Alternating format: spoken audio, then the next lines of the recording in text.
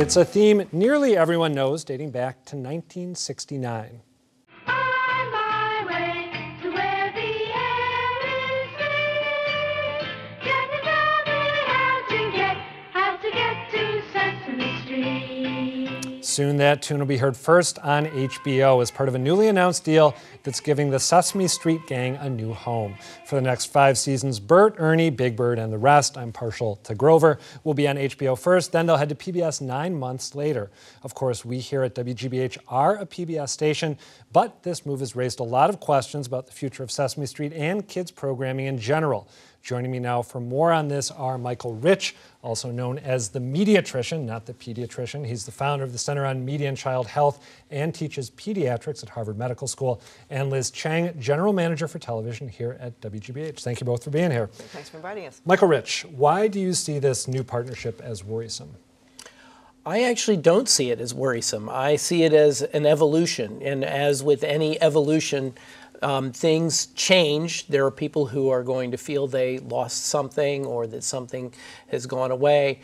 But knowing the players involved, I think that Sesame Street has, first of all, ensured that this deal maintains their full creative and research control.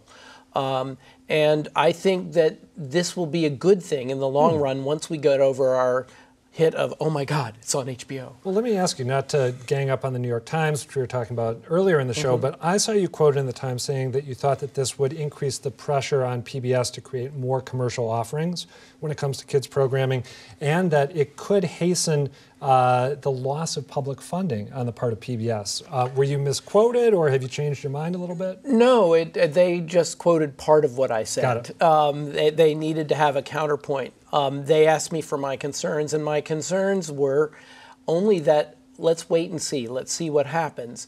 Because Sesame Street is a flagship property for PBS.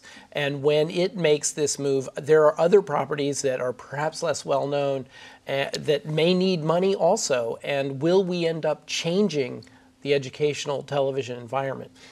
Liz Chang, if Sesame Workshop had not made this move, what would the implications for the program have been? I've read that Sesame Workshop lost, I think, $11 million a year ago. So what would have happened if they hadn't gotten together with HBO?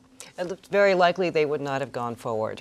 Really? It would have been the end of Sesame Street altogether? Well, you know, it's very expensive to do the kind of program and the kind of quality programming that they do. And we know that because we produce many of the most popular PBS shows right here.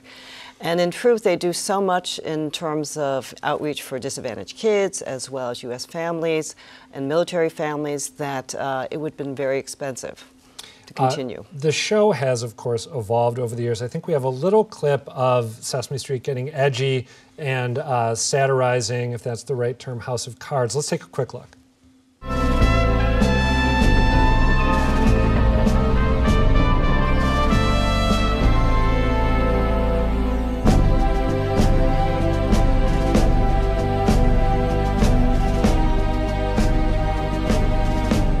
Tale as old as time. 3 pigs, 3 houses, straw, sticks, bricks. But only one that I really want to get into, the white brick house. That gets better every time I watch it, I have to say. Can you two understand, since you're not as concerned as I thought you were, I was hoping for a little more heat here, and since you think this is a good move and a necessary move, can you two understand at least why, in principle, some people have a problem with a show that was available to everyone, no matter what their income, no matter what demographic they fit into, all of a sudden becoming available at first to a group of people who can afford to pay for HBO, and then 9 months down the road becoming available to everyone else? Can you see why that's a Well, the most important aspect for Massachusetts viewers is that children and parents will still be able to tune in to Sesame Street and see the new, the new episodes, much as they've been doing and families have been doing for the last 45 years. After they've been on HBO for 9 months, not going to right? change. But they're going to do new episodes in the sense of Sesame has always been a combination of new and old segments put together, because the segment done really well 3 years ago can be re-aired again. And so that's what they plan on doing. But more importantly, it's going to be available online, which is where a lot of people utilize, and as well as in terms of apps. And when it's available online, if you are paying for HBO, you'll be able to watch it in the first run, right? And then 9 months down the road, will you be able to watch it online whether or not you're a subscriber? no doubt, Okay. and you'll be able to watch it on all the platforms that PBS is. And frankly, when Sesame Street is one program. PBS is launching 23 quality, wonderful, award-winning programs every fall. In fact, they're greenlighting 2 new series that will be airing in the coming months. And certainly here we produce Curious George, which is the most popular programming among children 2 to 5 across all I have television. seen, and I probably shouldn't say this as a GBH employee, a little more Curious George than I would like to as a father.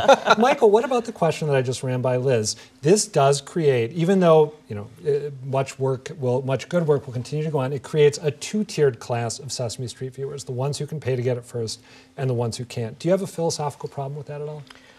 I think the philosophical problem here lies with adults who remember Sesame Street as a child and who remember the original concept behind Sesame Street, which is to use this powerful medium of television to reach the most disadvantaged kids and give them a head start, give them a preschool that they couldn't afford. And so it filled a real gap, particularly in the 60s and 70s when it first started out. I think what we lose in the process is that the way kids watch Sesame Street, first of all, something like House of Bricks does not resonate at all with kids. A 3-year-old has no clue what that's going on. No, it resonates that's with for the parent the adults. who's trying to get through that. Exactly, right. Exactly. But the other piece of it is that the learning that kids do is really timeless. They will watch a show from the 70s the same as they'll watch one that's brand new. And so I think, and they will watch it over and over and over again. And I think that what we lose in the process is putting ourselves in the place of the 3, the 4, the 5-year-old who watches Sesame Street instead of thinking about it nostalgically. Well, I got to say, as someone who may be watching more Sesame Street in the future, I hope we don't lose the satires of HBO rivals like House of Cards, because that was pretty good. Michael Rich, Liz Chang, thank you both. Thank you.